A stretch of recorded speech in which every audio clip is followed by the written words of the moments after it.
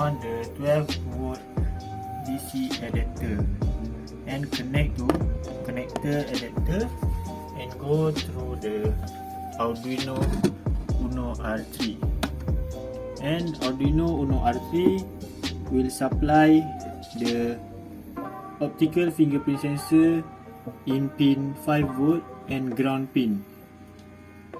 This also Arduino Uno will connect the relay 1 module using 5 pin Arduino.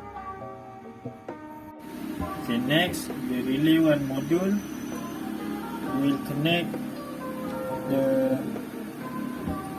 go to the electrical solenoid and generate the 5 second delay.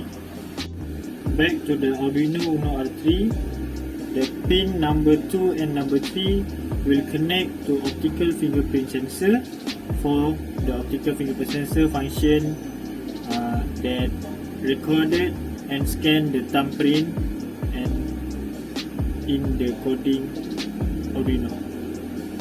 Okay, so the final step is go the thumbprint at the optical fingerprint sensor and we unlock the electrical solenoid, and this electric solenoid is in the lock condition and we need to get the thumbprint and the electric solenoid will unlock.